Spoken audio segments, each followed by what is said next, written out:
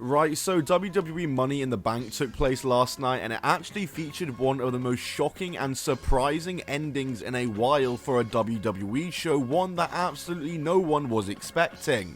And as such, it's created a whole load of drama and now controversy surrounding it because it feels as though WWE may be lying to its fans. So yeah, we're going to discuss all that and more today as we talk about R-Truth, or should I say Ron Killing's now surprise return to WWE, which took place last night. So like the video as we first start off by recapping the show itself, as the show opened with the Women's Money in the Bank match, Alexa Bliss, Julia, Naomi, Rhea Ripley, Roxanne Perez and Stephanie Vaquer all fighting it out for the briefcase. This was a pretty good Women's Money in the Bank match. I actually thought though it was one of the weaker in Women's Money in the Bank history. Not to say it was a bad match, just wasn't one of the better ones. I think they did get the winner correct with this one though, as Naomi was the one to come out on top and get the briefcase here. I think this is a long overdue move. Now with her as a heel, I think she'll be a great briefcase carrier. I wouldn't have minded seeing Stephanie Vaquer also be someone to win this, but I think Naomi is someone I lean towards being the correct choice out of everyone in this match. But next up on the show was for the Intercontinental title in an impromptu match that was made just that day at Worlds Collide, which also, by the way, was a fun show. Dominic Mysterio defending against AAA's Octagon Jr., which this was a nice addition to the card, a nice surprise addition to the card, and I was really excited to see this match on the show, and I thought it was decent enough in the time they were given, but they were only given less than 5 minutes. I think this deserved a lot more time than that. I do get both guys were involved in Worlds Collide earlier that day, but hey, so were Chad Gable and Stephanie Vaquer, and they were both in Money in the Bank matches. Let these guys cook, they can do it. Dominic Mysterio retains nonetheless. Cool to see Octagon Jr. as well, regardless of how the match actually went. I do still wish it went longer though. Next up though was for the Women's Intercontinental title though, as Lyra Valkyria, fresh off successfully defending it against Becky Lynch, takes her on in a rematch here on the show, and I did really like this match. In fact, I think it was the best on the entire card, I would say. Maybe the best of the entire weekend, potentially. Becky Lynch is great as always. She's so consistent in every role that she plays. And Lyra Valkyria, I think WWE have an absolute gem in Lyra Valkyria. One of the MVPs of the year and a top worker. And Becky Lynch does get the win here and beats Lyra to win the Intercontinental title and tie up the matches 1-1 between the two of them. And as stipulation, Lyra was forced to raise Becky's hand after the fight, and Lyra would then go on to attack her post-match anyway. So these two definitely aren't done. There's going to be the rubber match for the best of 3. Most likely, I'm feeling it happening at Evolution 2, maybe with a big stipulation on it, and I would have Lyra Valkyria win that and go over Becky Lynch for good. But yeah, it's been really good work with these two in this feud. Next up was the Men's Money in the Bank match though, as it was Andrade, El Grande Americano, LA Knight,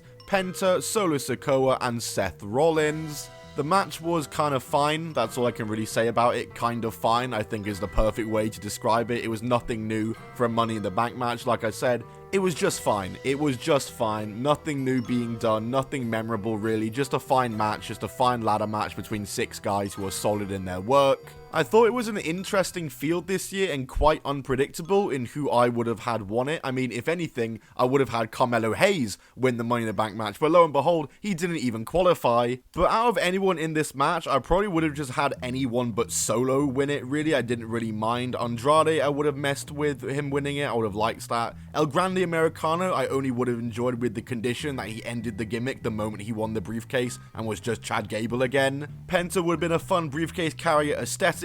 LA Knight feels like he's long overdue a world title shot, and maybe Money in the Bank in LA was the time for him. But no, lo and behold, Seth freaking Rollins would become Seth Bankin' Rollins and win his second Money in the Bank.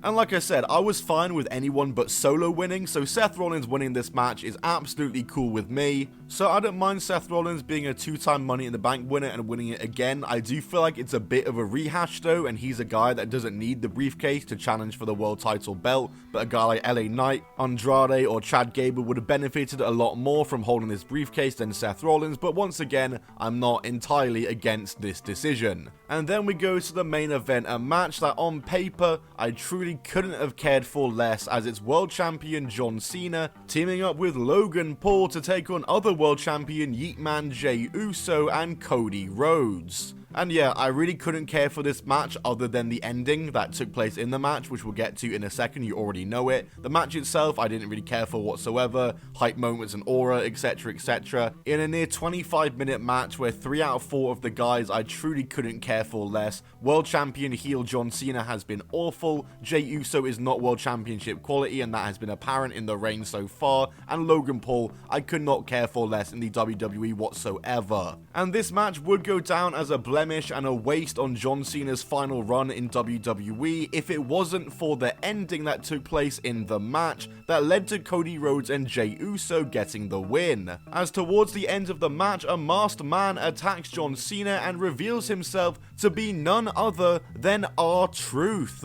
A huge moment as R-Truth was announced to have been released or letting his contract expire from the WWE just a week or so ago in a very shocking decision from the WWE that got major backlash from WWE fans, led to major social media posts and backlash and hashtags against WWE, and even chants at the shows saying "We want truth." And I guess that's what we got, as R-Truth re-emerged, appeared, and helped Cody Rhodes and Jey Uso get the win here. And obviously R-Truth's return led to instant questions from the WWE universe. I don't know why I said that, that is such a cringe term. Is R-Truth back in WWE, or was it a work all along? Was R-Truth ever getting released from the WWE? Were we getting worked? Well, many WWE fans immediately jumps to this and immediately assumes that the entire thing was a work and incredible storytelling and cinema from Triple H and TKO and WWE once again. And even Triple H, the creative head director of WWE, in the post-show scrum would answer a question about R-Truth and his release and what led to them changing their minds on bringing him back, to which Triple H responded, "You enjoying the show? It's all part of the show," pretty much implying that the entire thing is a storyline and was one big work. And I have to say, Triple H, you are a liar. Triple H has completely lied to everyone when he says that, and I don't understand why. It has now been confirmed by both R-Truth and R-Truth's son that Triple H is not telling the truth here, and R-Truth was indeed being set for his release from the WWE and being left with his contract to expire, and the last minute change was made to bring him back after recent weeks and the recent backlash. And so I'm just left kind of baffled why Triple H felt the need to lie about this. This was a non-kayfabe press conference, and after giving the fans what they actually want and listening to their feedback, which is objectively a good thing, something that he could have admitted to doing here and gotten praise for it, rightfully so, but instead he chose to just lie and insult the fans' intelligence, and I'm just baffled to why you choose to do that. Releasing R-Truth was a baffling decision, but the fans let you know that. You brought him back, you listened to the feedback, you did objectively a good thing and good fan service, so there's just no need to go on like it's part of the storyline and was all a big ruse and was the plan all along. It's total BS, there's just no need to do it, and now WWE have kind of shot themselves in the foot by doing this, because now everyone is mostly talking about that rather than the fact that R-Truth returned. In fact, another interesting note about R-Truth's return is that he isn't R-Truth. He's gone back to the name of Ron Killings, his real name, which he used during the NWA TNA days, which I believe to be his best run in wrestling. If this name change resonates to a change in personality and character, and he's like the Ron Killings I used to see in NWA TNA, then I am very excited for this return. It's going to be interesting to see how things go. I'm glad Ron Killings has been brought back, but I'm baffled as to why Triple H and WWE chose to lie about the circumstances surrounding it. Money in the Bank was a decent show. I'd probably give it about a 6 or 7 out of 10. Lyra versus Becky, definitely the best match of the night, and the R-Truth return, definitely the best moment of the night. But that's been it from me on this video, talking about all the drama surrounding R-Truth and Ron Killings' major WWE return. Subscribe with notifications on so you never miss a video on the Top 10 Wrestling channel. Comment down below all your thoughts on all this drama, and I'll see you all in the next video. Goodbye, and keep on rolling.